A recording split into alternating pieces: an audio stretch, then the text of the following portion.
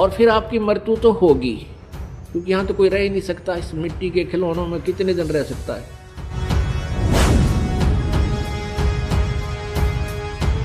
जिसको हम अकाल मौत कहते हैं, यहाँ पहले तो अकाल मौत आपकी होगी नहीं, और होगी तो घनी आपके ऊपर मेहर होगी, कोई विशेष कृपा होगी, या आपका नाम टूट चुका है।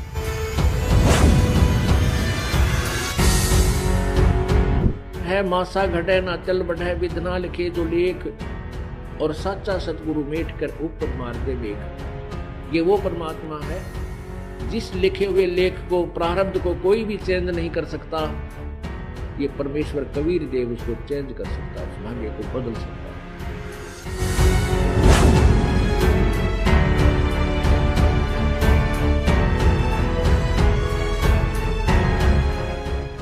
परमपिता परमात्मा सर्व सृष्टि रचनहार, कुल के मालिक, ये कबीर परमेश्वर हैं। ये वही परमात्मा हैं जो बनारस में, काशी में सन 1398 में प्रकट हुए थे, एक शिशु रूप धारण करके अपने सतलोक से चलकर आए थे, और लहर तारा तालाब नामक एक सरोवर में अच्छे खिले हुए विकसित कमल के फूल पर परमेश्वर पूर्ण ब्रह्म एक शिशु रूप में बनारस में विराजमान हुए थे। उन आत्माओं, आप और हम सभी काल के जाल में फंसे हुए हैं, और इस काल का ऐसा भयंकर जाल है, इसको परमेश्वर के अतिरिक्त कोई नहीं समझ और समझा सकता। वो परमेश्वर हम सभी आत्माओं के पिता हैं, और अपनी संतान को कोई आपत्ति कष्ट हो तो अपने पिता और माता को ही उसका दुख होता है। परमेश्वर के अंदर वो सर्व गुण हैं। तुमेव माता च पिता, तुमेव बंधु च सखा, तुमेव विद्या च द्रविण, तुमेव सर्व मम देव देव। ये वो परमात्मा है जो माता और पिता और भाई सखा सभी का ये प्रॉपर रोल करता है। ये यथार्थ भाव में हमारा ये सभी नातों से संबंधित है, सभी नातों में यही खरा है, तो उसी को हमारी चिंता बनती है। हमने जो गलती की वो तो बहुत भयंकर भूल है हमारी, और उसी का परिणाम हम भोग रहे हैं। हमने क्या गलती की थी कि हम सभी, आप या तो कोई चींटी बना है, चाहे हाथी बना है, चाहे कोई रंक है, या सेठ साहूकार या राजा बना है, ये सभी कबीर परमेश्वर की आत्माएं हैं, पूर्ण ब्रह्म के बच्चे हैं। और हमने क्या गलती की कि हम सतलोक में रहते थे, वहाँ कोई मृत्यु नहीं थी, कोई जन्म नहीं था, ना कोई रोग कष्ट शरीर को था, किसी प्रकार की कोई आपदा वहाँ नहीं आती थी, कोई अभाव नहीं था, कोई मजदूरी नहीं करनी पड़ती थी, हम बहुत सुखी थे। वहाँ हमने गलती की कि जो यहाँ का भगवान है ब्रह्म, ये ब्रह्म जो है इसको ज्योति निरंजन भी बोलते हैं, इसको काल भगवान की उपमा से भी जाना जाता है। इसने एक बदमाशी इसके मन में आई, इसने क्या किया कि अलग राज्य प्राप्त करने के लिए 70 युग तक तप किया, सतलोक में एक पैर पर खड़ा होकर। और हमने भूल क्या की, हम अपने पिता परम पिता परमेश्वर कबीर देव से मन हटाकर और इस काल भगवान को चाहने लग गए। केवल इसकी इस भक्ति को देखकर, एक पैर पर खड़ा होकर ये तपस्या कर रहा था, केवल हम इसकी इस कला पर, इस अदा पर आसक्त हो गए, और हम अपने पिता जो हमें सर्व सुख दे रहा था, ना कोई मृत्यु थी, ना किसी का बेटा मरे था, ना बेटी मरे थी, ना कोड लगे था, ना कोई किसी प्रकार की कोई आपत्ति नहीं आने देता था, उस परमात्मा को त्याग दिया, क्योंकि हम सुखी गणे थे वहाँ पर। और हमें ये मालूम नहीं था कि हमें इतने कष्ट भी आ जाएंगे, अपनी नालायकी के कारण हम इस ज्योति निरंजन को चाहने लगे और जिस परिणाम स्वरूप हम इसके जाल में फंस गए और यहां आ गए इसके साथ में। इसने 21 ब्रह्मांड परमात्मा से तपस्या करके प्राप्त किए। ये अलग से कहानी आपको सुनाएंगे, लेकिन यहां जो प्रसंग चल रहा है कि हम अपनी उस नालायकी के कारण आज इस काल के साथ आगे। जब तक हमारे सतलोक के पुण्य थे तब तक तो इसने हमें रखा ऊपर के लोकों में, स्वर्ग महास्वर्ग में। और जब हमारे पुण्य खत्म होते चले गए, क्योंकि यहां का विधान है कि जैसे कर्म करेगा वैसे फल मिलेंगे और पुण्य आपके होंगे। जब पुण्य क्षीण हो जाते हैं तो उसको ये यहां पृथ्वी पर पटक देता है। तो जब तक हमारे पुण्य थे, हमारी जेब में पैसे थे, हमारी कमाई थी, तो हम स्वर्ग रूपी होटल में वहां अपने मस्ती करते रहे, भगवान याद नहीं आया। और जब हम पटक दिए पृथ्वी पर, कोई कुत्ता बनाया, कोई गधा बनाया, कोई कुतिया बनाई, कोई गधी बनाई, कोई शेर, कोई पशु पक्षी जीव जंतु बनाकर यहां डाल दिए। और जिनके कुछ पुण्य फिर भी शेष रहे उनको मानव शरीर दिया। मानव शरीर के अंदर आप देख रहे हो कोई भी प्राणी सुखी नहीं है। मानव शरीर तो हम सबसे उत्तम मानते हैं, अन्य प्राणियों का तो आप एस्टीमेट लगा लेना वो कितने सुखी होंगे, कुत्ते गधे सुअर। मानव शरीर में भी आप और हम बिल्कुल सुखी नहीं है। अब हम झूठे सुख को सुख मान बैठे। परमेश्वर कहते हैं झूठे सुख को सुख कहे ये मान रहा मन मोदे, ये सकल चबीना काल कहा, कुछ मुख में कुछ गोद। इस काल भगवान को श्राप लग गया, एक श्राप लगा हुआ है परमेश्वर की ओर से। इसने वहां एक भयंकर गलती की थी जिसके परिणाम स्वरूप इस काल को श्राप लगा हुआ है 1 लाख मानव शरीरधारी प्राणियों का नित आहार करने का। मानव शरीरधारी प्राणियों का 1 लाख का प्रतिदिन ये ग्रास करता है, आहार करता है, खाता है। इसके लिए इसने हम सभी को यहां रोक रखा है, जैसे कसाई बकरे पालता है। अब पुण्यात्माओं, ये परमेश्वर कबीर जी द्वारा दिया गया ये ज्ञान है, ये दास आपको व्याख्या कर रहा है और ये परमात्मा का बताया हुआ है। इस पर बहुत गहराई से सोचना, इसको केवल एक कथा मत समझना। ये 100% सत्य, ये सत्य कथा है, केवल इसको दंत कथा मत मान लेना। जितना भी आप इस ज्ञान को समझते चले जाओगे उतना ही आप गहराई से चिंतन करने में को विवश हो जाओगे। अब जैसे कसाई बकरे पालता है, उन बकरों के लिए वो बहुत व्यवस्था करता है, उनको चारा चराता है, उनको पानी पिलाता है, गर्मी सर्दी से बचाता है, उसके ऊपर कोई छान डाल देता है, कोई शेड बनाता है। तो अबोध बकरे बकरियां उस कसाई को अपना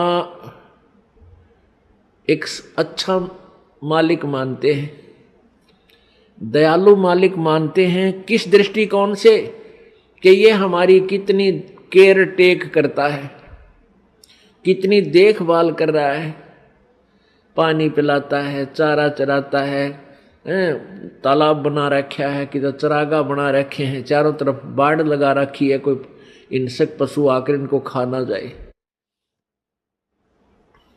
रोक रखे हैं। अब वो इसी कारण से उस कसाई को अपना दयालु मालिक मानते हैं। और जब वो कसाई उन बकरों के उस बाड़े में जाता है, स्थान पर जाता है, तो बकरे उस मालिक को एक दयालु मालिक मानकर उस व्यक्ति को उसकी तरफ भाग लेते हैं प्यार देने के लिए। कोई उसके ऊपर पैर डालकर प्यार देना चाहता है, कोई जीभ से चाटता है, और वो कसाई उनको ऐसे हाथ पकड़कर देखता है, और बकरे उसकी बाजू को अपनी जिह्वा से प्यार देते हैं, चाटते हैं जैसे बहुत लाड करया करें। और वो कसाई देख रहा होता है कि यू कितने किलो का बिकेगा, कितना मांस हो गया इनमें, वो ऐसे देखता उनको, और वो सोचते हैं कि ये हमारा दयालु मित्र में प्यार कर रहा है, हमारा मालिक है। पुण्यात्माओं, जैसे हम यहाँ देखते हैं कितनी विस्तृत भूमि है, इसके ऊपर कितने अच्छे बाग बगीचे, फलदार वृक्ष, काजू किस्में, सेब संतरे, और कितने अच्छे शीतल और स्वादिष्ट मधु जल की दरियां बह रही हैं। जमीन के नीचे कितना एयर कंडीशन ला रखा है, गर्मियों में ठंडा जल और सर्दियों में गर्म। अब ये और कितनी अच्छी हवा चल रही है, सूरज दिन रात बन रहे हैं, सूर्य उदय हो रहा है, अस्त हो रहा है। इस व्यवस्था को देखते हैं तो ऐसा लगता है जैसे ये तो भगवान ने पड़ा है, कितना अच्छा भगवान है, कितनी हमारी सुनियोजित, हमें कितना अच्छा आहार दिया है, कितना अच्छा हमारे रहने की व्यवस्था की है। और जब हम देखते हैं किसी का बेटा मर गया, किसी की बेटी मर गई, किसी का परिवार नाश हो गया, किसी का दो मर गए एक परिवार में, तो उस समय हमें कभी ये नहीं आता यूं क्यों हो रहा है, ये जुल्म क्यों हो रहा है, ये हमारी बुद्धि में कभी नहीं आया।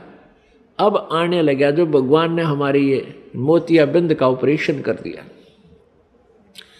कबीर परमेश्वर जी के ज्ञान से, इस तत्व ज्ञान से हमारे जो अज्ञान रूपी मोतियाबिंद था आंखों पर, इसका ऑपरेशन हो गया। अब हमें स्पष्ट दिखाई देता है युग के कारण है यहाँ पर इतनी व्यवस्था करने का। जैसे वो कसाई ने अपने स्वार्थवश कितना परिश्रम कर रखा है और किस प्रकार बकरों को रोक रखा है, और शाम के समय वो ना देखता, जब भी ऑर्डर आ जाता है 10 बकरे चाहिए, बकरी चाहिए, वो छांट के ले जाता, वो ना देखता किसकी माँ है, किसका बेटा, किसकी बेटी, एक परिवार के 2 हैं, एक उधर डंडा लेकर और निकाल लेता 20-30 इकट्ठे ही चल, और जाते ही कटवा के अपने पैसे गिन लेता है। ठीक इसी प्रकार ये यहाँ का भगवान है जिसको ब्रह्म बोलते हैं, ज्योति निरंजन कहते हैं। और अभी तक ये ऋषि, महर्षि, संत इस ब्रह्म की साधना के लिए ही हमें प्रेरित करते रहे। और इस ब्रह्म के 3 पुत्र हैं ज्योति निरंजन के, रजगुण ब्रह्मा जी, सतगुण विष्णु जी, तमगुण शिव जी। और इस ज्योति निरंजन ब्रह्म की पत्नी है दुर्गा, और श्री ब्रह्मा विष्णु महेश जी की ये माता है दुर्गा। अब ये तीनों पुत्रों को इस काल ने हमारे को यहां बांधे रखने के लिए, कर्माधार से यहां रोके रखने के लिए इनको इंचार्ज बना दिया। रजगुण युक्त ब्रह्मा जी को, सतगुण युक्त विष्णु जी को और तमगुण युक्त शिव जी को कर दिया। रजगुण ब्रह्मा, सतगुण विष्णु, तमगुण शिव जी बना दिए, उत्पन्न कर दिए। ये तीनों गुण युक्त है। रजगुण ब्रह्मा है, सतगुण विष्णु, तमगुण शिव जी। अब इस एक ब्रह्मांड में 3 लोकों के ऊपर, एक पृथ्वी लोक, एक ऊपर स्वर्ग लोक और नीचे एक पाताल लोक, इन 3 लोकों पर एक एक विभाग के मंत्री बना दिया इनको। इन तीनों मंत्रियों की तीनों लोकों पर अपने विभाग के आधार से तीनों की पावर काम करती है, शक्ति काम करती है। श्री ब्रह्मा जी के इस रजोगुण के प्रभाव से सभी प्राणी संतान उत्पत्ति करते हैं, जीव के बस की बात नहीं। और श्री विष्णु जी सतगुण, अब सतगुण के प्रभाव से हमारा एक दूसरे में मोह ममता संपत्ति में मोह, पति पत्नी का आपस में लगाओ, बच्चों में ममता, भाई बहन का प्यार, ये इतना जबरदस्त है कि हम इनसे दूर नहीं हो सकते चाहे कितना जोर लगा लें। और तीसरा तमोगुण है, जरा सी बात पर लट्ठम लट्ठा एक दूसरे ने मार डालें, कत्लेआम कर दें, ये भगवान शिव जी के अंदर सतोगुण है। उसका प्रभाव से हम ऐसा यहाँ सब कर रहे हैं। अब जैसे एक मकान में 3 कक्ष हैं या 4 कक्ष हैं और रसोई के अंदर छौंक लगा मिर्चों का। रसोई के अंदर तो वो मूल वस्तु है, मिर्च है, छौंक है, और उसका निराकार शक्ति ने जाकर अन्य कक्षों में बैठे व्यक्तियों को भी प्रभावित कर दिया और उनको भी छींकें आने लग गई। उनके बस की बात नहीं उन छींकों ने वह रोक दे। तो इसी प्रकार पुण्यात्माओं, परमात्मा कबीर देव ने, कबीर साहब ने इस यथार्थ ज्ञान को हमें समझाया कि ये ऊपर तीनों भगवान रजगुण ब्रह्मा, सतगुण विष्णु, तमगुण शिव जी की अलग अलग राजधानियां हैं, अलग अलग लोक हैं। वो अपनी राजधानी में बैठकर, अपने लोक में बैठ करके वहां से सबको कंट्रोल करते हैं और उनके शरीर से निकल रही वो निराकार शक्ति, जैसे ब्रह्मा जी से रजगुण शक्ति और विष्णु जी से सतगुण और शिव जी से तमगुण, वो शक्ति, वो जैसे छौंक वाली निराकार जो प्रभाव शक्ति, उनकी वो आकर के हम सभी 3 लोक के प्राणियों को अपने हिसाब से प्रभावित किए हुए। हमारे बस की बात नहीं, ये जीव के बस की बात नहीं। इसके लिए ये ऐसा क्यों किया है कि काल को 1 लाख मानव शरीरधारी प्राणी प्रतिदिन खाने को चाहिए और उसके कारण हम यह संतान उत्पत्ति करते हैं। प्रत्येक प्राणी संतान उत्पत्ति करता है और फिर ममता आपस में, आपने देखी होगी बंदरिया अपने बच्चे को सीने से लगाए फिरती है। चिड़िया देखी होगी आपने, ये पक्षी देखे हैं, अपने मुख में आहार लाते हैं कहीं से और घोंसले में बैठे अपने बच्चों को आकर खिलाते हैं। आप बाद में खाते हैं, पहले उनको छिकाकर फिर जाते हैं। कितना प्यार है।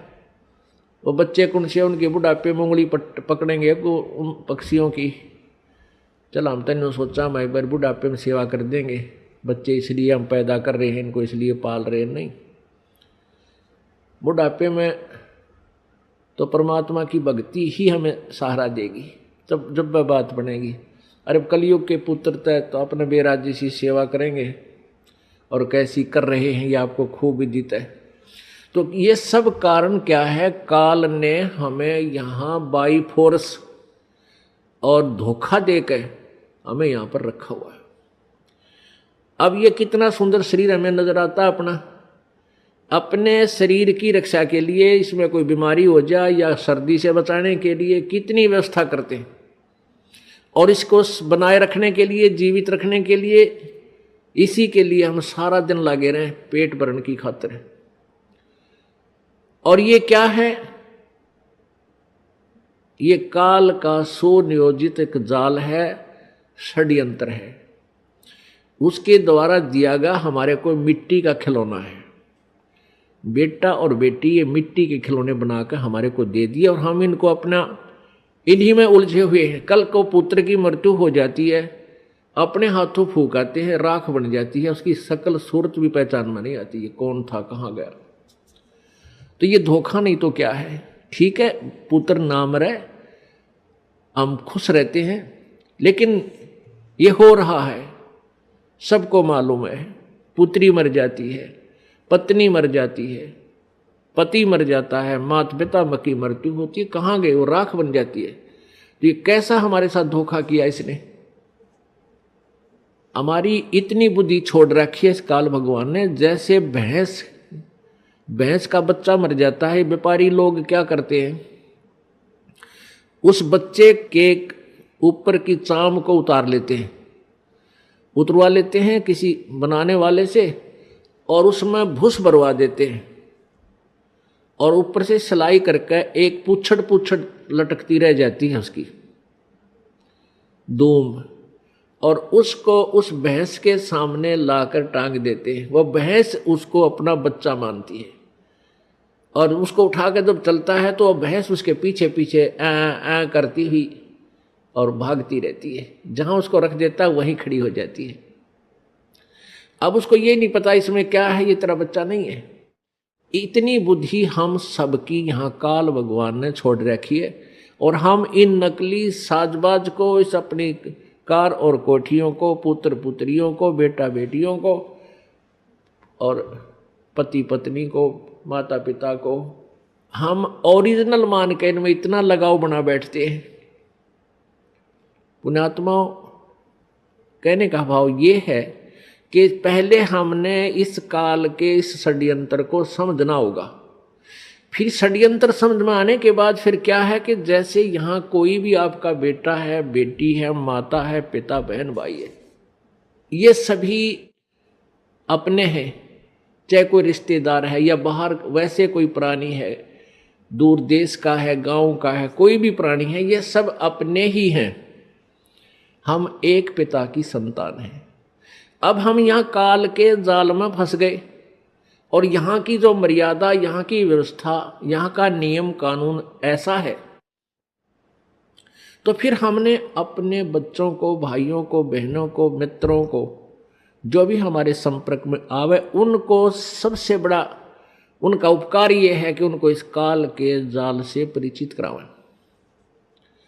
और फिर आपके बेटे हैं, बेटी हैं, आपके भाई हैं, बहन हैं, माता पिता हैं,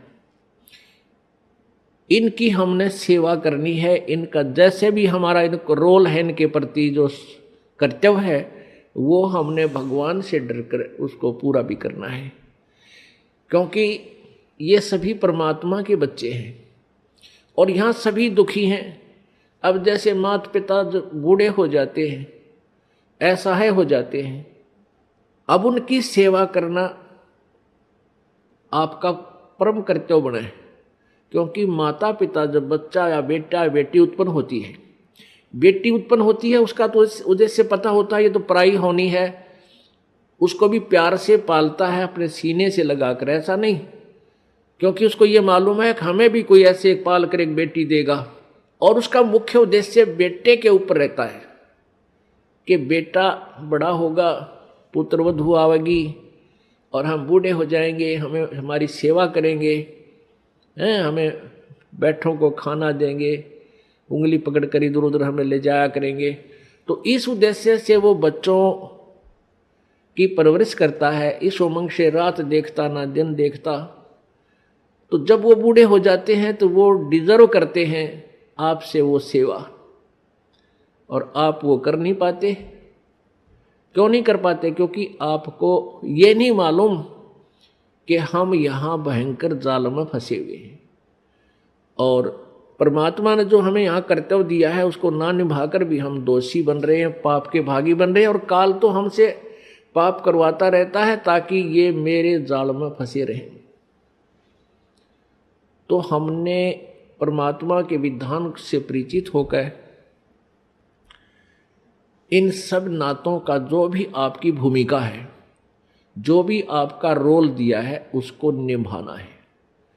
बच्चों का पालन पोषण भी आपने बड़ी प्यार से करना है, ऐसे ढंग से करना है कि मालिक के बच्चे हैं, और माता पिता भी मालिक के बच्चे हैं। आपकी ड्यूटी है बुढ़ापे में इनकी सेवा करना, इनको प्यार दे। बूढ़ा आदमी प्यार का भूखा होता है, प्यार तो बोल पड़े बस उसने, वो भूखा भी रह जाएगा। उसको पता है कि तेरी सटेज ऐसी होगी, जो मिल जाए वो खा ले, चुप करके नखरे मत करे। और नहीं करते हैं जो समझदार होते हैं, तो उनको प्यार से बोल पड़ो, इतना ही काफ़ी होता है। कोई वस्तु की चाह करते हैं तो तुरंत हाँ अवश्य करेंगे, माता पिताजी अभी करते हैं, चाहे 2 दिन लेट भी हो जाए पर बोला राजी, इतने में खुश हो जाया करें। और जब बच्चे हैं आपके, तो बच्चों का भी आपने पालन पोषण करना इस दृष्टिकोण से चाहिए कि तेरे ये भगवान के बालक हैं, उस सच्चे मालिक के बच्चे हैं, और हमारी ड्यूटी दे दी, हम इनके सेवक हैं। जैसे एक नौकरानी रखी जाती है,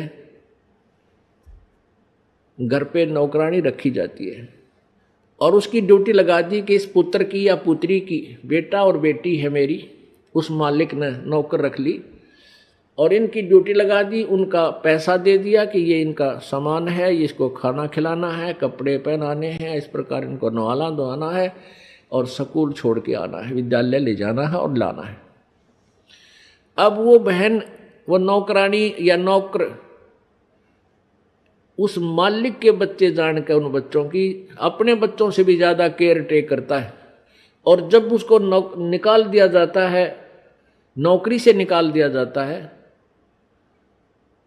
तो मुड़ के नहीं देखता फिर उन बच्चों की तरफ।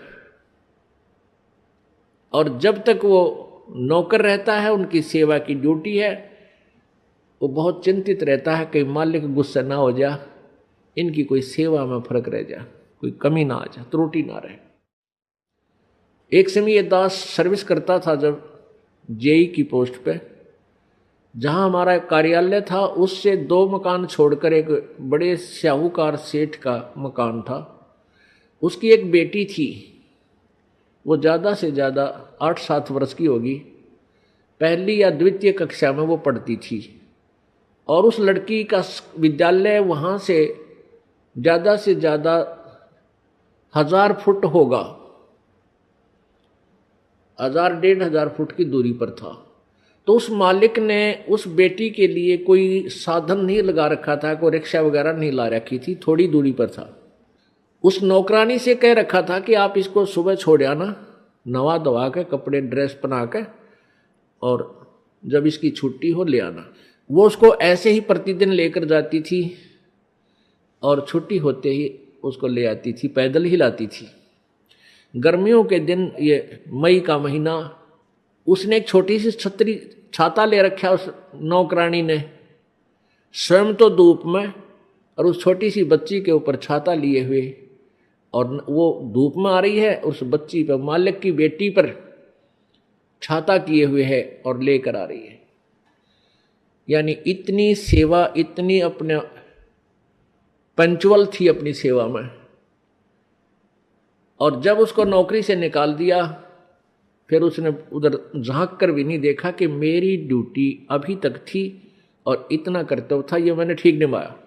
तो पुण्यात्माओं, इसी प्रकार आपके बच्चे हैं, बेटा बेटी हैं, ये प्रभु के बच्चे हैं, आपको इनका सेवक लगा रखा है।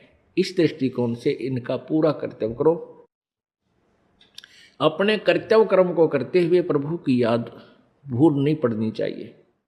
और जब यहां से जाने का समय आएगा, नौकरी से आपको निकालेंगे, आपके मन में अगर हृदय से ये बात होगी कि मेरा बेटा नहीं है, मेरी बेटी नहीं है, ये मालिक के बच्चे हैं, ठीक है, नाता कुछ भी जोड़ दिया हमारा है, सामाजिक नाता भी बेटा बेटी का है, लेकिन ये मालिक के, वास्तव में परमात्मा के बच्चे हैं। और जब हम चलेंगे यहां से छोड़कर, तो हमारी ममता इनमें नहीं हो सकती। यदि हम इस ज्ञान आधार से सोचेंगे और यदि हम उस पशु की तरह उस पुतले को अपना माने बैठे रहेंगे, तो धक्के, उसके पीछे पीछे धक्के खाते ही रहेंगे। मान ले आपकी मृत्यु होने लगी, ये आध्यात्मिक तत्व ज्ञान है पुण्यात्माओं, जो तुमने यहां से पीछा छुटवाना है। यदि आपको ये ज्ञान हुआ नहीं, भक्ति कर रहे हो, सुख भी देगा भगवान, आपके दुख भी दूर करेगा, आपको धन भी देगा, बहुत सुख कर देगा, और इस ज्ञान की भूल पड़ते ही आपको यहीं फंसा लेगा। आपकी मृत्यु होने लगी, आपके पास कोई बेटा या बेटी आकर रोने लग जाएगा, आपकी ममता उसके उधर फंस जाएगी, क्या होगा मेरे बच्चे का, कौन संभालेगा इसको। और फिर मृत्यु होगी तो आपकी आस्था उस बेटा या बेटी में रह गई। मृत्यु होकर के फिर वहीं कुतिया आकर बन जा मनमाने उसी गली में, या कुत्ता बन गया, उड़े सैर सपट्टे करता रहेगा, फिर बेटे भी ना मिलने ना बेटियां दौड़ बैठ सकता। एक परिवार ने खीर बनाई थी, खीर का पात्र था, उसमें सर्फ पड़ गया, पड़ते ही वो मर गया, अंदर बैठ गया नीचे। वहां उनकी एक पालतू कुत्ती थी, मतलब जैसे वैसे पाली हुई नहीं थी, गली में घूमती फिरती, आ जाती, बैठ जाती, उसको रोटी राटी डाल देती, वो वहां बैठ जाती थी। तो उसने क्या किया, वो सारी खीर पंजे के साथ खिंडा दी वह डाल दी, नीचे डाल दी। उधर से घरवाला ने देखा कि इसने तो भाई कमाल कर दिया, आज तक ये ऐसी गलती नहीं करती थी, आज तक इसने बड़े बनाए भोजन का नाश कर दिया। उसका तुम्हारा लठ, वह तो गई ट्या ट्या करती। फिर वो खीर को संभालने लगे, बाहर नीचे पड़ी थी, वो तो पड़ी थी, अंदर झांक कर देखा उसमें कितनी बच रही है, उसमें काला सांप सर्प अंदर पड़ा। और फिर उस पूरे परिवार ने खुशी मनाई को हो इस कुतिया ने तो हमारा परिवार बचा दिया। फिर उसने ल्याओ पकड़ कर वो आगे न बाजा के उधर लठ लाग गया। फिर किसी से पूछा, भाई ये कोई वैसे ही कोई मौत होती है? एक व्यक्ति आ गया जो थोड़ी बहुत भविष्य की या बैक की जाने था, उससे पूछने लग गया कि ये क्या कारण है, इसने आदमी भी नहीं कर सकता ऐसा काम कर दिया इस कुतिया ने। तो उसने बताया तेरी दादी थी या तेरी दादी थी पहले हैं, और इसकी आस्था भाई अमरन लगे जब थारे में रहेगी या कुतिया बन गई। और अच्छी पुण्यात्मा थी, पहले भी दयालु थी, और जो तुरंत मनुष्य जोनी से पशु जोनी माता है उसमें थोड़ी बहुत लक्षण अच्छे होते हैं। जैसे कई कुत्ते हैं बड़े समझदार मनुष्यों की तरह ही सारे काम कर देते हैं, वो तुरंत मनुष्य जोनी से आए हुए होते हैं। तो पुण्यात्मा फिर आप वहाँ कुत्ते बन का बैठोगे। तो अध्यात्म यदि आपने इस विद्यालय में प्रवेश पाया है, पहले इसका उद्देश्य समझ लेना। इस विद्यालय का उद्देश्य है आपका यहाँ जन्म मृत्यु से सदा के लिए झंझट छुटवा देना और सतलोक में वहाँ भेज देना जहाँ कभी दुख नहीं, कभी मृत्यु नहीं, कोई रोग नहीं, कोई कोढ़ नहीं, कोई आपदा नहीं आती, किसी चीज का अभाव नहीं, जहां हम पहले रहते थे।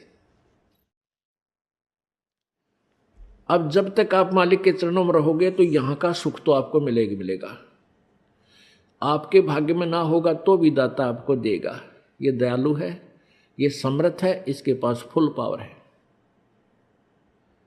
और फिर आपकी मृत्यु तो होगी, क्योंकि यहां तो कोई रह ही नहीं सकता। इस मिट्टी के खिलौनों में कितने दिन रह सकता है? हजार वर्ष तक भी जीवित रह कर देख लिया ऋषियों ने अपनी अटकलों से, आखिर में फिर मृत्यु हुई। यहां तो मृत्यु होगी, वो दिन तो डेफिनेटली आओगा जिस दिन आपने यहां छोड़ना ही पड़ेगा, चाहे कितना काम रह रहा हो। आज जो स्थिति आपकी है, यदि आप इसको अभी से सेट करके चलोगे कि परमात्मा आपकी इच्छा कभी ले चलियो, यदि आपने मोक्ष उद्देश्य रखना है, उसमें फिर अग्रम अग्रम नहीं रखनी कि यो काम रह गया, ऐसा नहीं हुआ, भगवान इतना और हो जाता फिर काम बड़े नहीं। चाहे कभी कहे परमात्मा, चालन की तैयारी करनी पड़ेगी आपने। तो आपने यहां से तो जाना ही पड़ेगा। यदि आप श्रद्धा नहीं हटाओगे, यहां से आस्था नहीं हटाओगे, तो भी मृत्यु होगी, तो यहीं आ जाओगे। इस ज्ञान को आधार बना के और परमात्मा को साक्षी रख के जब भी चालन की तैयारी आवे, किसी समय आ जा, सहर्ष चल पड़े कि कभी ना कभी तो पीछा यहां से छुटवाना ही पड़ेगा। मान लीजिए आप परमात्मा के मार्ग पर लगे हुए हो और आपके साथ कोई ऐसी घटना, वैसे तो मालिक घटना नहीं देता जल्दी सी, वो भी आपकी कोई त्रुटि होगी या परमात्मा की कोई और रजा होगी, उसमें वो आपके हित में ही होगी। जैसे जिसको हम अकाल मौत कहते हैं, तो यहाँ पहले तो अकाल मौत आपकी होगी नहीं, और होगी तो घनी आपके ऊपर मेहर होगी, कोई विशेष कृपा होगी, या आपका नाम टूट चुका हो। प्रथम तो अकाल मृत्यु होगी नहीं इस मालिक के चरणों माने के बाद। इसके हाथ में है मासा घटे ना चल बढ़े, विधना लिखे जो लेख, और साचा सतगुरु मेट कर ऊपर मार दे मेघ। ये वो परमात्मा है जिस लिखे हुए लेख को, प्रारब्ध को कोई भी चेंज नहीं कर सकता। ये परमेश्वर कबीर देव उसको चेंज कर सकता है, उस भाग्य को बदल सकता है। तो ये तो उसके साथ होगा जो हृदय से, तन मन धन से कोई मर्यादा भंग नहीं करता है, प्रभु के चरणों में लगा हुआ है। और दूसरे जो परमात्मा के चरणों में लगे हुए हैं और परमात्मा की कुछ और रजा है कि कई कारण हो जाते हैं पुण्यात्माओं। तो उसको ऐसे अकाल मौत, वो स्वयं ही अकाल मौत मृत्यु करेगा उसकी, और तुरंत ही उसको दूसरा जीवन देकर पार करेगा। वो उसने अपनी आत्मा को देखना है। हम तो अपना स्वार्थ देखें। जैसे किसी की माँ मर जा, चाहे 70 साल की हो रही है, तो याद आवे है कि भाई अच्छी बालक खिलाओ थी, पोचा ने राजी रखे थी, घर की रुखाड़ करे थी, ये बना मरे तो बढ़िया है।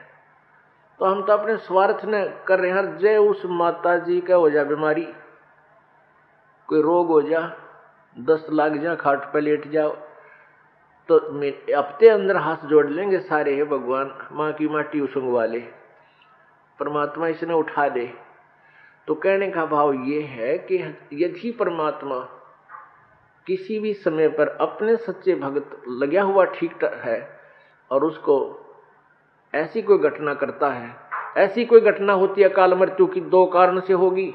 या तो आपका नाम खंड हो चुका है, उसने आपको काल ले गया, या परमात्मा अपने हिसाब से वहां से तुरंत दूसरा जन्म देकर आपको पार करेगा। अपने आत्मा, हम जैसे दीर्घ रोग है हमारे को जन्म और मृत्यु का एक दीर्घ रोग है, ये कैंसर हो रही है। ये प्रभु का हॉस्पिटल है, ये सतलोक आश्रम बरवाला एंड करो था। जब आप इस हॉस्पिटल में प्रवेश पा लेते हो और आपने उद्देश्य ये होना चाहिए कि मैं इस रोग से मुक्ति पाऊं, तो यहां फिर डॉक्टर ने देखना है। जैसे डॉक्टर के पास आप चले गए, आप भयंकर रोगी हैं, फिर डॉक्टर ने ही करना है जो करना है, मरीज की नहीं चलती। वहां पर मरीज की कोई राय नहीं ली जाएगी। डॉक्टर जब चाहोगा इंजेक्शन लाओगा, जब चाहो उसका एक्सरे करेगा, जब उसकी रिपोर्ट लेगा, ब्लड चेक करेगा, ग्लूकोज चढ़ावेगा, इंजेक्शन लगाएगा, और हो सकता है किसी कारण से टांग भी काटनी पड़ जा जीवन बचाने के लिए, तो वो टांग भी काटेगा। तो वहां मरीज अपनी नहीं चलाता है, वो करबद्ध रहता है और डॉक्टर को समर्पण कर देता है कि जो आपको ठीक लगे वही करना। तो यहां आने के बाद आपने अपना अगर जन्म मरण का रोग कटवाना है तो परमात्मा डॉक्टर है, कबीर भगवान हमारे। इस दास को आपका कंपाउंडर छोड़ रखा है, तो आपको जैसा भी यहां हो रहा है उसमें कोई, देखो एक तो आपको गड़बड़ होगी, नाम खंड हो जानते, आपका नाम टूट जाएगा, परमात्मा से आपका कनेक्शन खत्म हो गया। और दूसरा होगा मालिक करेगा, तो उसमें फिर अगरम मगरम नहीं होनी चाहिए, ऐसा क्यों हो गया, ऐसा नहीं होना चाहिए था। तो एक तो सावधानी आपने रखना है कि आपका नाम खंड ना हो, मर्यादा भंग नहीं होनी चाहिए। पुण्यात्माओं, आप इस काल के जाल से अपरिचित हो, इस कारण से इस मार्ग को इतना सीरियसली नहीं लेते। आप केवल पहले आते हो सुख के उद्देश्य से कि मेरा ये हो जा, बेटा हो जा, बेटी हो जा, कार हो जा, कोठी हो जा, टोटा दूर हो जा, कर्जा उतर जा, छोटा मोटा को शारीरिक कष्ट है वो दूर हो जा। ये तो आपको फ्री ऑफ कॉस्ट होगा यदि आप सच्ची श्रद्धा से भक्ति करनी प्रारंभ कर दोगे। फिर कुछ दिनों के बाद आपको यहाँ इसलिए बुलाया जाता है, भाई हर महीने आना है, दूर देश के हैं वो, चल दूसरे महीने 1 महीना छोड़ कर आ जाए, 2 महीने छोड़ कर आ जाए। आपको इसलिए बुलाया जाता है कि ताकि आप इसको इतना सीरियसली नहीं लेते, क्योंकि आप इस मार्ग से परिचित नहीं हो। आपको यहाँ बुलाया इसलिए जाता है क्योंकि आपको वहां अपने घर से जब चलते हो तो 1 हफ्ता पहले आप परमात्मा के दरबार में पहुंचने के लिए चिंतित हो जाते हो। तो आपकी वो चिंतन भी मालिक के पुण्य में लग जाता है। कोई कार्य को आगे पीछे करते हो, किसी से छुट्टी लेते हो, घर वालों को मीठा बोलते हो कि मैंने जाना है, कहीं ये ना कर दे, और फिर आप वहां से यहां तक आते हो। नंबर 1 तो आपको धनी बनाना है, राम नाम का, भक्ति का धनी बनाना है। परमात्मा का विधान है, संत मिलन को चालिए तज माया अभिमाने, जो जो कदम आगे रखे ओहे यज्ञ समाने। क्या बताते हैं परमात्मा, अपना विधान बाप ही बता रहे हैं कबीर जी कि संत मिलन को चालिए। जब सतगुरु के दर्शनार्थ आप चलते हो, अभिमान तज माया अभिमान, किसी प्रकार का भी आप में अभिमान नहीं होना चाहिए, ना धन का हो, ना पद और पोस्ट का हो, किसी प्रकार का नहीं हो।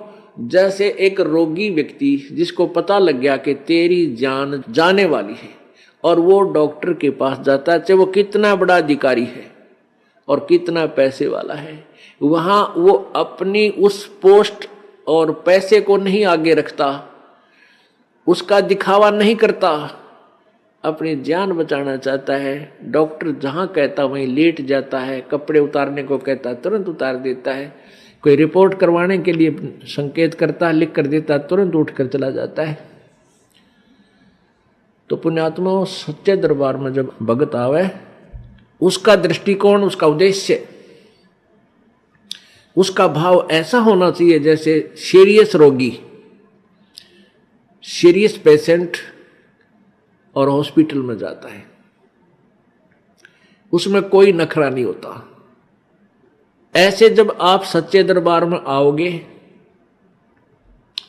आपको कितना पुण्य मिलेगा कि जहां से आप चले हो यहां तक आने के जितने भी आपके कदम, यानी जितने कदम बनते हैं, इतने यज्ञ के तुल्य आपको पुण्य मिलेगा।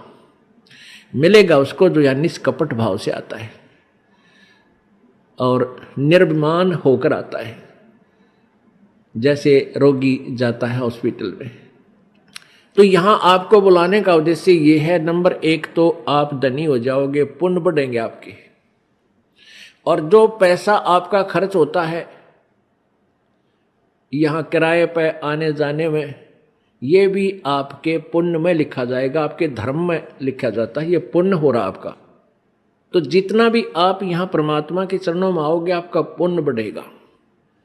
फिर आप यहां पर 5 यज्ञ होती हैं। एक यज्ञ है धर्म की, या भंडारा चला है भगवान का दिन रात फ्री ऑफ कॉस्ट परमात्मा की तरफ से। यहां जो आप आते हो 10 रुपये, 50 रुपये, 100 रुपये जैसे भी दान पात्र में डालते हो, उसका फिर सामूहिक रूप से भंडारा होता है, कहीं आश्रम का विस्तार होता है, कोई पंखा आता है, कितने दरी बिछाण की मैट लाते हैं, लैट्रिन बाथरूम बनाए जाते हैं, कमरे बनाए जाते हैं, शेड लगाया जाता है। तो ये आपके पैसे का पुण्य हुआ और यहाँ आने वाली दुखी आत्माओं को चैन हुआ। अब कितने कैसे संसार से निकल कर आते हो आप, ट्रेन में आते हो, जेब कतरे साथ बैठे रे मन माने किरा के कर जा। घर से निकलते हो, कोई ठगी है, कोई चोर है, कोई किस तरह का है। व्यापार में भी इस तरह के ना जाने कितने निकम्मे आदमी, या व्यवसाय में अपने कार्य में किरा कितने निकम्मे टाइप के आदमी आपके साथ खसने को तैयार रहते हैं। और ऊपर से फिर आपके ऊपर ये इतनी आपदाएं, कोई रोगी है, किसी को कोई भूत सता रहा है, किसी का पितर रुष्ट है, किसी का देवता रुष रहा है, और ना जाने कितने रोग कोड आपके लगे हुए। और वो प्राणी यहाँ आता है, उसको आते ही गर्म पानी मिला है नहाने के लिए, गरम गरम चाय तैयार मिला है, अपना बैटरी सी चार्ज हो जाती है इसकी, और फिर बिछे बिछाए मैट मिले, रजाई मिले भगवान के बच्चों को। और फिर आपको यहाँ अमृत ज्ञान सुनाया जाता है रात्रि के समय, सर्दी का मौसम, ये दिसंबर और जनवरी का महीना, इसमें ओढ़ कर रजाई शाम के समय और बैठे मालिक का ज्ञान सुने, परमात्मा का प्रसाद छक के, और अपना कितनी आत्मा प्रसन्न होती है। आधा दुख तो यही बोल लेता प्राणी। तो यहाँ पर कौन आता है? या कोई खाना खाने नहीं आता, या कोई रात्रि को सोने के लिए नहीं आता, यहाँ तो परमात्मा के लिए वो प्यारी आत्मा आती है जो परमात्मा के अंश है, जो पिछले जन्मों से उनके चरणों में कहीं ना कहीं किसी ना किसी रूप में वो उनके साथ रहे हैं। अब वो पार हो नहीं पाया, भटक रहे हैं, उनको फिर परमात्मा अपने बच्चों को इकट्ठा कर रहा है किसी ना किसी माध्यम से, कोई टीवी से, चैनल से, या किसी पुस्तक से, या किसी मित्र से, रिश्तेदार से, भाई बहन से अपना संदेश भिजवा कर इनको फिर शरण में ले रहा है। तो ऐसी प्यारी आत्मा जो परमात्मा के बच्चे यहाँ आते हैं और इनके लिए जो सेवा होती है, ये धर्म यज्ञ है। इस धर्म यज्ञ में आपका पैसा लगता है, इससे आपको पुण्य होता है। और जो पैसा आपका किराए में लगा वो भी आपका पुण्य के अंदर लगा। अब पुण्यात्माओं, जैसे जो अनजान व्यक्ति हैं, जिनको इस मार्ग का पता नहीं, वो मंगलवार को 1.25 रुपये का प्रसाद बांटनी है, वो तो वहीं तक सीमित है। हम भी ऐसे ही थे जब तक ज्ञान नहीं था। मंगलवार के दिन 1.25 रुपये का प्रसाद बांटा करते, घड़ियाँ उमंग भर जाती तो 5.25 का बांट देते, बहुत खुशी होती। तो ना तो उसने बहुत गुणा पुण्य मान लेते थे। अब परमात्मा कहते हैं, जिन हर जैसा सुमरिया बैता को तैसा लाभे, ओसा प्यास न भागे ही जब लग दसे नहीं आबे। कहते हैं जिसने जैसा भगवान की भक्ति सेवा दान किया उसको उतना ही लाभ मिलेगा। ओस चाटन ते प्यास नहीं बुझ सकती, वो तो गिलास पीना पड़ेगा गट गट गट जब प्यास बुझेगी। तो ये जो स्वाप का प्रसाद 100 रुपया पल्ले बांध लिया माता का, हमारे नहीं हो जा, और ये छोटे मोटे जो दान हम करा करते, ये तो ओस चाटन वाली बात थी। और अब यहाँ आपने गिलास के गिलास पीने पड़ेंगे और देगा वही परमात्मा। अब देखना खेल मालिक का भगवान क्या किया करता है। अभी तक हम परमात्मा से सुख लेने के लिए पहाड़ों पर चढ़ गए, बर्फों पर चल पड़े, मालिक वहाँ मिलेगा उस मंदिर में, हम चले गए वहाँ मिलेगा, वहाँ पहुँच गए, कोई संत मिला उसके पास जाने की चेष्टा की, लेकिन वो चीज़ नहीं मिली।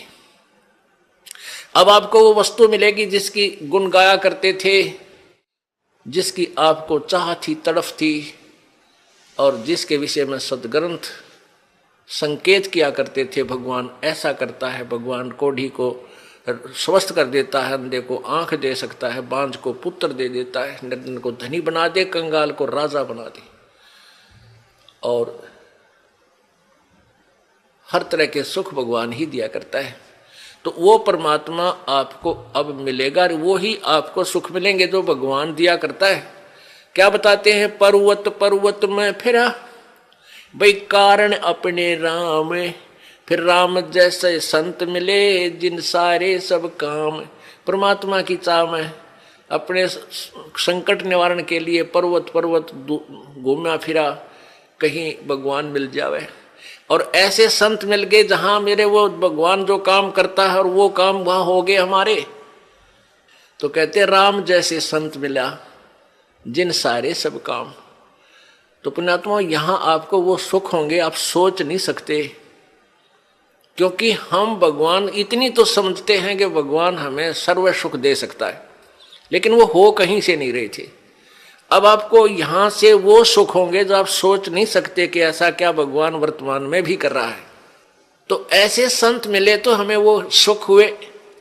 परमात्मा जैसे ही संत मिले जो परमात्मा सुख देता है, तो आपको इस दास के माध्यम से कबीर भगवान परमेश्वर जी आपको वो सुख देंगे जो भगवान दिया करता है, क्योंकि वो पूर्ण परमात्मा। सत साहिब जी क्या नाम है आपका? पूजा संतोष नलावड़े। पूजा जी कहाँ से आए आप? मैं महाराष्ट्र पुणे आलंदी से आई हूँ। जी आप क्या करते हैं? सर जी मैं अभी तो घर पे हूँ, बट पहले मैं मॉल में काम करती थी पुणे में। आपकी क्वालिफिकेशन क्या है? मेरा अभी SY BCom हो गया है। संत रामपाल जी महाराज से नाम दीक्षा लेने से पहले आप क्या भक्ति साधना करते थे? मैं पहले शंकर जी की भक्ति करती थी, माता जी की भी भक्ति करती थी। पहले वो गुरुवार मतलब करते थे, मार्गशीर्ष महीने में, श्रावण महीने में सोमवार करते थे। गणेश जी के भी मतलब चतुर्थी रहती थी, अंगार की चतुर्थी वगैरह वो भी करते थे। अभी शादी से पहले मतलब सफ़ेद बुधवार थे, वो वाले भी मतलब मैंने व्रत किए हैं, वो भी करते थे। क्या संत रामपाल जी महाराज से पहले भी आपने कोई गुरु बनाया था?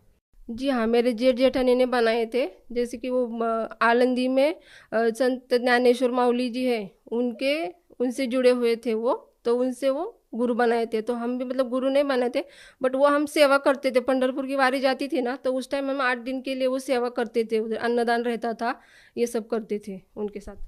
पूजा जी आप बचपन से ही धार्मिक प्रवृत्ति के थे, आपने पहले भी गुरु बना रखा था, तो फिर आपने संत रामपाल जी महाराज से नाम दीक्षा क्यों ली? उसका ऐसा है सर जी कि मेरे जेठ जेठानी का जो बेटा था बड़ा, तो वो मतलब उसने सुसाइड किया था। तो वो सुसाइड करने के बाद 8 दिन वैसे मिला ही नहीं था। और हमने सब तांत्रिक ये सब सब ब्राह्मण ये सब सब देख लिया था। और बेटे ने सुसाइड तो मतलब घर के आगे ही किया था, बट वो दिख नहीं रहा था किसी को भी। तो फिर उसकी वजह से फिर मेरा पूरा माइंड ही चेंज हो गया। इतने भगवान की सब भक्ति करते ये करते, फिर ऐसा क्यों? तो इसकी वजह से फिर मैं पूरे मतलब डिप्रेशन में थी थोड़ी, कि हाँ बस भगवान को ना हाथ जोड़ने का और निकल आने का, ऐसे कुछ मांगने का नहीं, कुछ करने का नहीं। और हमारे ग्राम देवत भी है, महादेव का बहुत बड़ा मंदिर है बागेश्वर महाराज, तो उधर भी जाते थे, बट ऐसे मन नहीं करता था, बट हाँ जाके आते थे और बस उतना ही करते थे। पूजा जी, हम आपसे जानना चाहेंगे संत रामपाल जी महाराज जी के बारे में आपको कैसे जानकारी हुई? मेरे पति जो सैलून में जाते थे, तो उधर जो सैलून में कटिंग करने वाले थे वो कबीर जी के कुछ तो भजन वगैरह लगाते थे, उनको कुछ बताते भी थे। तो उन्होंने ऐसे बता के उनको है ना, वो कबीर जी के कुछ वाणी वगैरह सब मतलब बोलते थे कि आप वो सुनो, वो कोई मतलब ये। तो वो मेरे भगत जी का मतलब मेरे पति क्या करते थे कि वो भजन सुबह लगाने का रात को भी लगाने का, तो वैसे देख देख के ना यूट्यूब पे उन्होंने फिर संत रामपाल जी महाराज जी के सत्संग देखने लगे। फिर उसमें तो उनको उन्होंने मतलब ज्ञान सुना संत रामपाल जी महाराज जी का। तो ज्ञान सुनने के बाद उन्होंने बोला मुझे, मतलब मैं गई थी माँ के उधर, तो मुझे बोला कि मैं अभी नाम दीक्षा ले रहा हूँ। मैं बोली किससे नाम दीक्षा ले रहे, क्या ले रहे? मतलब भगवान तो कुछ और है और आप क्या कर रहे ये? फिर बोले कि नहीं नहीं मैं अभी नाम दीक्षा लेने वाला हूँ। ऐसे कर करके फिर उन्होंने नाम दीक्षा ले लिया, संत रामपाल जी महाराज जी से नाम दीक्षा ले ली। फिर बाद में मैं माँ के उधर से आ गई। तो आने के बाद मैं मतलब सुनती नहीं थी ज़्यादा, क्योंकि मेरा पहले से माइंड मतलब ये हो गया था कि भगवान है ही नहीं किधर। तो फिर संत रामपाल जी महाराज जी का वो सत्संग लगाते थे, आरती नित्य नियम चालू रहता था सुबह शाम को। तो फिर मुझे बोलते थे आ जा बैठ थोड़ी देर। तो फिर मैं नहीं बैठती थी। फिर बाद में संत रामपाल जी महाराज जी का ऐसे ही सत्संग चल रहा था ना, तो उसमें संत रामपाल जी महाराज जी गीता खोल के दिखा रहे थे। तो उसमें वो अध्याय 11 श्लोक 32 वो दिखा रहे थे कि मैं काल हूँ, मैं सबको खाने आ रहा हूँ। मैं बोली काल, ये क्या बोल रहे? फिर मतलब ध्यान में आया कि हम भी बचपन में ये सब सुनते थे, मैं समय हूँ ऐसे करके, वो रामायण ये कृष्ण ये सब चलता था ना। तो वो हाँ थोड़ा थोड़ा फिर मेरे को भी मतलब समझ में आने लगा कि ये तो सब मतलब अपने शास्त्र खोल के मतलब दिखा रहे हैं। तो फिर मैंने ये सुन सुन के फिर मेरे पति को बोला कि चलो अब हमें भी नाम दीक्षा लेनी है। फिर हमने संत रामपाल जी महाराज जी से नाम दीक्षा ले ली। पूजा जी, जैसे कि आपने बताया कि आपने संत रामपाल जी महाराज जी से नाम दीक्षा ली, जैसा कि संत रामपाल जी महाराज के अनुयायी दावा करते हैं कि उनसे नाम दीक्षा लेने के बाद उनको अनेकों लाभ मिलते हैं, हम आपसे जानना चाहेंगे क्या संत रामपाल जी महाराज से नाम दीक्षा लेने के बाद आपको भी कोई लाभ मिला? जी हाँ, मुझे शारीरिक लाभ तो बहुत बड़ा मिला। जैसे मतलब गिर गई थी, तो उस टाइम मेरे पहले से मतलब जब डिलीवरी हुई थी, बेटा हुआ था, तो सीजरिन के टाइम पे बैक का बहुत बड़ा प्रॉब्लम चलता था। और वो गिरने के बाद तो मतलब और भी मतलब बढ़ गया था। 3 बार मतलब हमने दिखाया, फिर भी कुछ भी नहीं हुआ था। उसके बाद फिर एक ही साल में मुझे पैरालिसिस का मतलब 2 अटैक आके गए। तो उसमें भी मतलब परमात्मा की, संत रामपाल जी महाराज जी की इतनी बड़ी दया है कि उन्होंने मुझे बस 3 दिन में वो ठीक कर दिया। वरना अभी मतलब वो डॉक्टर भी मुझे वैसे बोलते थे कि आप कल कैसे थे, आज कैसे चल के जा रहे हैं अपने घर। सर मुझे जब पैरालिसिस का अटैक हुआ, तब मैं बस मतलब मेरा मानसिक संतुलन पूरा खो ही गई थी। मैं पूरा ही खो दिया था कि मतलब मैं क्या करती थी, क्या बोलती थी, किसी को मतलब कुछ भी बोलती थी मैं। तो ये सब मुझे मेरे घर वाले बताते हैं कि तू क्या क्या करती थी। तो फिर जब डॉक्टर भी बोले कि आप कल कैसे थे, आज कैसे हो, मतलब कल तो इतना चिल्ला चिल्ला के कुछ भी बोलते थे, ये करते थे, आज कैसे हंस रहे हो। फिर आज तीसरे दिन ही मुझे डिस्चार्ज मिल गया था, आईसीयू में थी। और पैरालिसिस का मतलब इतना बड़ा अटैक, वो भी संत रामपाल जी महाराज जी की वजह से है ना, मेरा दूर हो गया। मेरे बेटे को भी मतलब यूरिन का मतलब जन्म से ही यूरिन का प्रॉब्लम था। यूरिन मतलब लेफ्ट साइड में, किडनी के साइड में यूरिन की जो नली रहती है वो चौकअप थी जन्म से ही। तो उधर डॉक्टर ने बोला था ऑपरेशन करने के लिए, तो 2 साल मतलब 2008 को उसका ऑपरेशन कर दिया गया था। तो उसके बाद उसको मतलब डॉक्टर ने बोला था कि अभी उसको है ना खेलना कूदना कुछ भी नहीं, साइकिलिंग करना नहीं है, कुछ भी नहीं। बट जब से संत रामपाल जी महाराज जी की शरण ली है, तब से वो सब करता है, कबड्डी खेलता है, साइकिलिंग करता है, दौड़ता है, क्रिकेट सब सब खेलता है थोड़ी थोड़ी करके। मुझे और एक लाभ शारीरिक बताना चाहती हूँ कि गुप्तांग में जैसे मेरी दो ऐसे छोटे छोटे फोड़े थे, तो वो ऐसे ही थे रुके हुए। तो फिर संत रामपाल जी महाराज जी से नाम लेने के बाद फिर उसका मतलब 2 साल बाद है ना, वो छोटे छोटे मतलब थे ना, तो अभी बड़े हो गए, जैसे मतलब सुपारी टाइप जैसे रहते हैं ना, वो उस टाइप हो गए। तो फिर 2-3 दिन है ना मुझे बहुत तकलीफ हो गई। और फिर मैं डॉक्टर के पास गई थी, तो वो डॉक्टर क्या बोले कि अभी आप इसको ना ऑपरेशन ही करना पड़ेगा, आपके साथ मतलब कोई आए क्या? मैं तो अकेले गई थी गांव में। तो डॉक्टर ने ऐसे बोला था कि ये कैंसर भी हो सकता है, तो अभी इसको जब फूटेगा ना तो ठीक है, वरना आपका तो मतलब ऑपरेशन ही करना पड़ेगा। तो उन्होंने मुझे एक चिट्ठी भी मतलब लिख के दी थी। तो फिर वो बोले कि देख लो, वरना फिर मैं एक 15 रुपए की आपको एक गोली एक लिख के देती हूँ, देखते दोपहर तक होता है कि नहीं, वरना आपको तो एडमिट ही होना पड़ेगा। फिर मैं घर पे आ मतलब पहले डॉक्टर के पास जाने से पहले भी मतलब संत रामपाल जी महाराज जी को दंडवत प्रणाम करके गई थी कि संत रामपाल जी महाराज मुझे दवाखाना बिल्कुल मत भेजो ज़्यादा। तो फिर आने के बाद फिर से मतलब दंडवत किया और फिर खाना खा के सो गई वो गोली खा के। तो गोली खाने के बाद सो गई ना, तो आधे घंटे बाद है ना ऐसे लगा कि कुछ तो हुआ है शरीर में। तो फिर वो ऐसा था कि फिर मैं टॉयलेट जाके आ गई, तो वो देखती हूँ तो सब का सब मतलब फूट गया, वो सब मतलब उसमें से सब निकल गया, वो जो गांठ थी वो। और फिर मैंने डॉक्टर को कॉल किया कि डॉक्टर ऐसा ऐसा हो गया। तो डॉक्टर ही मुझे बोल रही है अभिनंदन अभिनंदन। मैं बोले ऐसे कैसे डॉक्टर है, अब मुझे बोल रही है अभिनंदन। तो बोली ठीक है ना, फिर अभी आपका तो ऑपरेशन भी नहीं करना पड़ेगा, कुछ भी नहीं। पूजा जी, जैसे कि आपने बताया कि संत रामपाल जी महाराज से नाम दीक्षा लेने के बाद आपकी कैंसर जैसी भयानक बीमारी ठीक हो गई। देखिए, संत रामपाल जी महाराज जी एक सिंपल से साधारण से दिखने वाले संत हैं, जबकि हमारे समाज में संतों की परिभाषा ये होती है कि उन्होंने भगवा वस्त्र धारण किए हों, लंबी लंबी जटाएं रखते हों, दाढ़ी मूछ बढ़ा के रखते हों, गले में मालाएं हों। लेकिन संत रामपाल जी महाराज जी इन सब से दूर बिल्कुल सिंपल से साधारण से दिखने वाले संत है। तो आज का जो भगत समाज है, जो श्रद्धालु है, वो संत रामपाल जी महाराज जी को कैसे पहचान पाएंगे? संतों की वे मतलब परिभाषा तो उनके वेशभूषा से तो नहीं होती, उनके ज्ञान से होती है। जो मतलब वो ज्ञान बताते हैं वो पहले सुनना चाहिए। ऐसे नहीं कि वो जो दाढ़ी मूछ ये सब लाल भगवा कुछ पहनेंगे और बैठेंगे, उससे तो कुछ नहीं होने वाला है।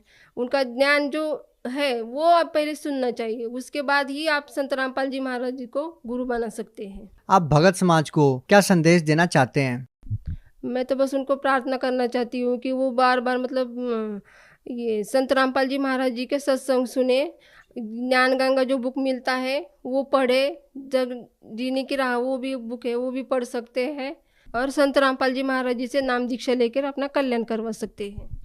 पूजा जी, अगर कोई व्यक्ति संत रामपाल जी महाराज जी से आज नाम दीक्षा लेना चाहता है, तो वो उनसे नाम दीक्षा कैसे प्राप्त कर सकता है?